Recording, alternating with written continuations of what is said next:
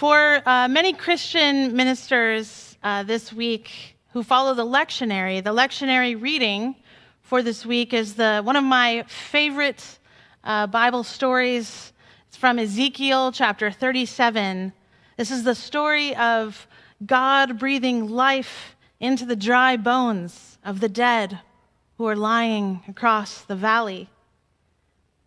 And I love this question God poses to the mortal Ezekiel. Can these bones live?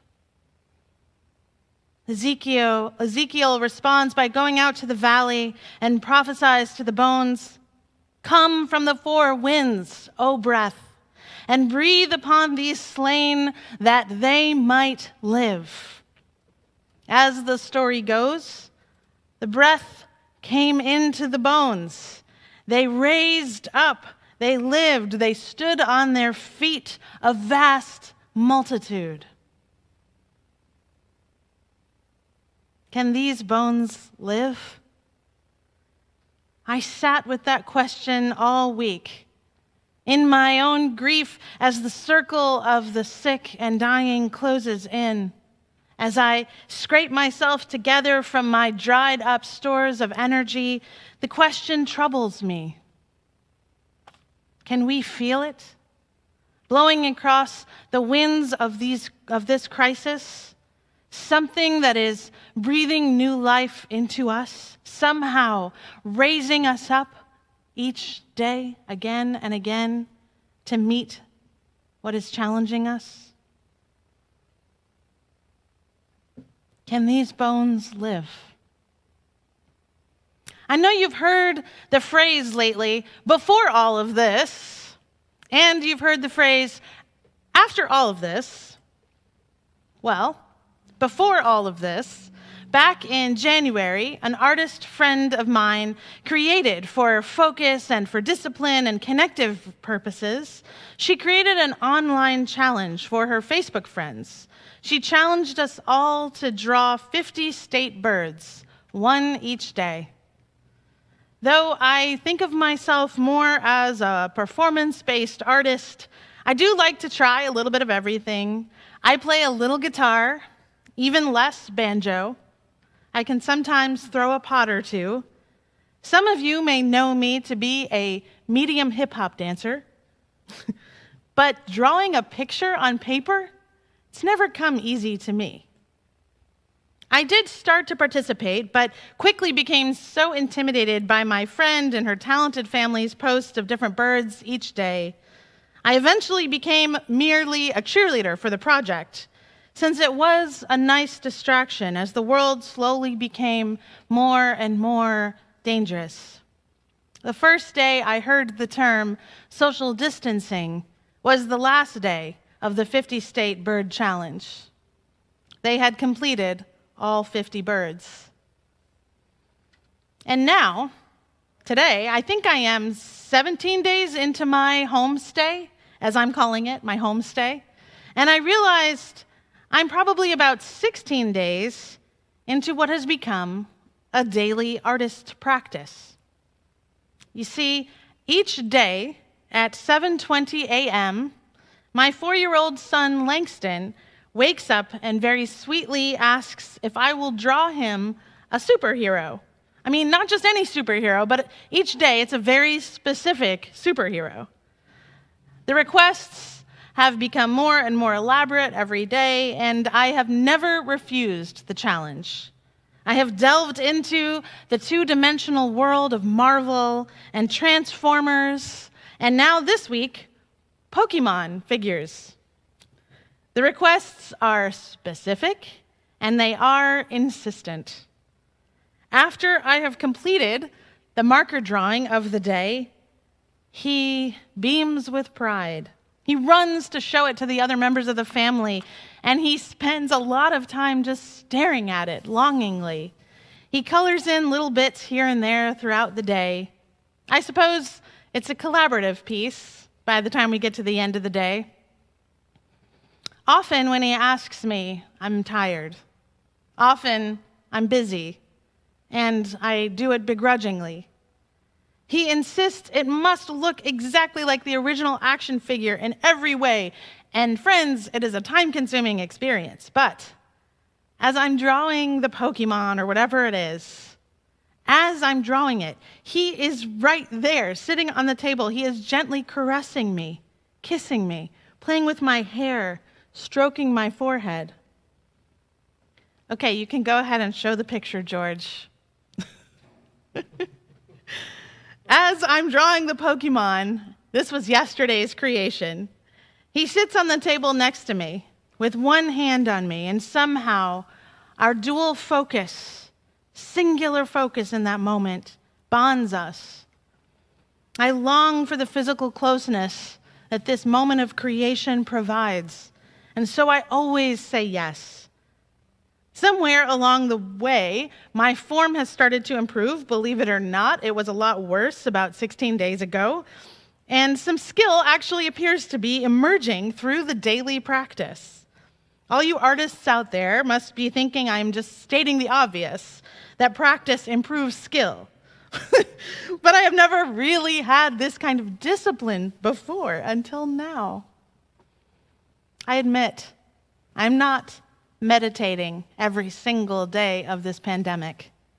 I am not praying every single day, nor exercising every single day, but somehow, without realizing it, I am making art every single day.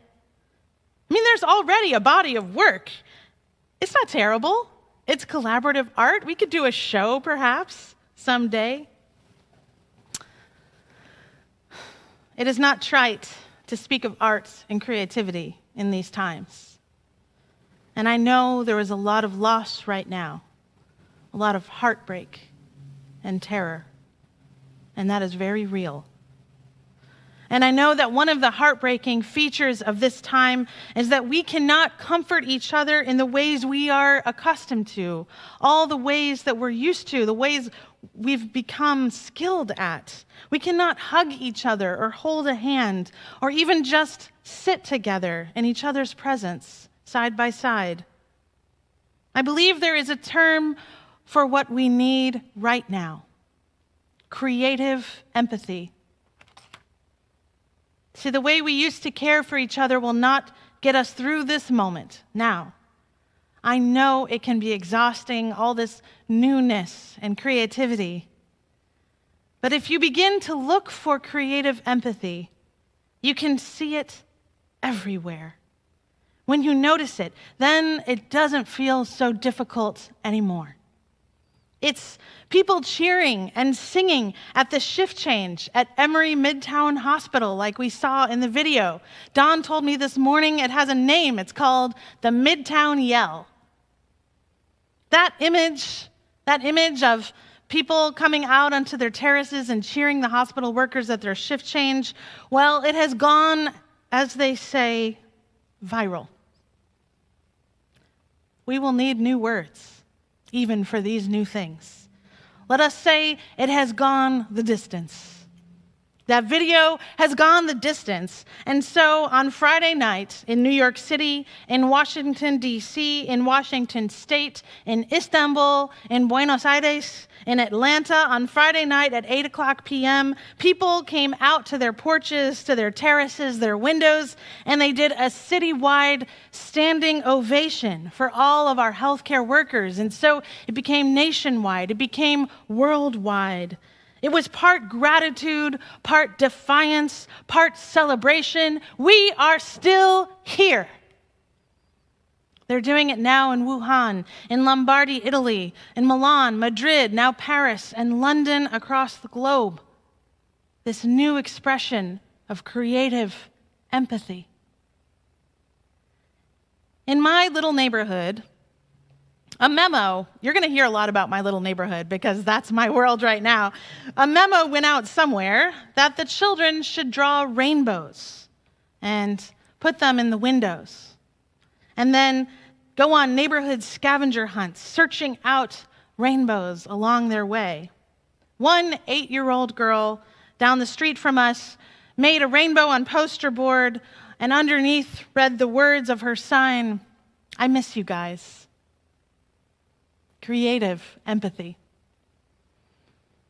What creativity lies dormant within you now that needs life breathed into it?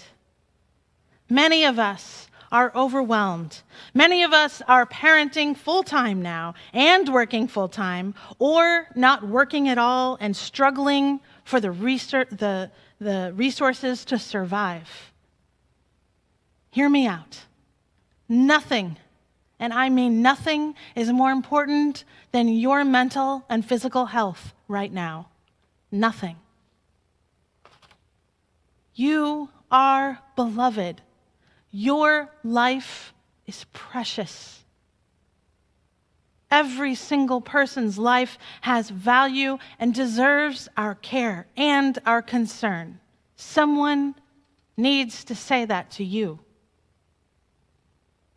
You who are old in years, your life is precious and worthy of care. You who are differently abled, who are sick, whose health is vulnerable. You who are HIV positive, your life is precious. You who are without a home. You who are in prison. You who are being detained, your life is precious. You who are trying to make $1 out of 50 cents right now, you who don't have a computer or the updated software or don't know how to use it, you who don't know how to use Zoom, your life is precious. You are worthy of concern and care. You who have lost your job, you who are unable to do the thing you most love. Your life is precious, and you are worthy of care and concern. I hope you feel your value. I hope you understand your extraordinary light in new and expansive ways, and yes, creative ways. So what is this practice of creative empathy, and how will it manifest in you and in me? How will we creatively serve our relationships, which is our greatest call at this time? Last week, my neighbor held a string trio concert on their front lawn, and everybody came out to their porches to watch. Creative empathy. For the nurses who take a walk by our house every day on their lunch break, we have started running outside when we see them to cheer them on and to sing songs for them. Creative empathy. In some neighborhoods, people are putting Christmas lights up or using their Christmas lights to spell the word love on their lawns. I heard that a group of people were getting together to do a Zoom-based table read of the movie Clue, which sounds really fun. Creative empathy. I know some of you are gathering for online sing-alongs, and we're talking about creating an online packed coffee house with living room performances for each other. Creative empathy. It's a tall ask, I know. Everything seems like a tall ask these days, and just surviving another day of physical distancing is enough. I want you to know that. Just caring for your mental health and your family is enough. Even through the most appalling situations, the creative spirit finds a place, and those who engage in the creative process find a voice. There are over 30,000 surviving works of art created by victims of the Holocaust at the time they were victims. Numerous artifacts and pieces of art were hidden, were never rediscovered, didn't survive, or were destroyed as it was too personally dangerous for the artist to have been found depicting the true horrors of their existence. And so when I speak of 30,000 surviving works of art, those are just the surviving works of art. So much more art was created during the time of the Holocaust as people were experiencing it. People were brave. They were foolhardy even. Apparently, one artist stored their artworks in a hollowed-out copy of Mein Kampf. To this pandemic, there will be times for rest, and there will be times for grieving. There will be times for levity and laughter, and there will be times to express ourselves and our empathy with creativity, to let our divine spark out into the world creatively. Art won't be the only thing that gets us through this, but it will be one of the things that gets us through this. So yes, like Ezekiel, we are facing a valley, a moral wasteland in our leadership at the highest level. We are facing devastation unlike many of us have ever known in our lifetimes. What we need is a great wind to blow across the dry desert valley of our weary souls. May you feel the breath of life, of spirit, of love raise you up and join in the standing ovation at 8 o'clock shift change. Join in the rainbows on the windows. May the playful, creative spirit speak to you in your loneliness, in your confusion, and say lovingly, "What if? What if?" Maybe the wind comes to you if you listen hard enough, in the voice of a 4-year-old boy who wants more than anything to see your picture of the Black Panther.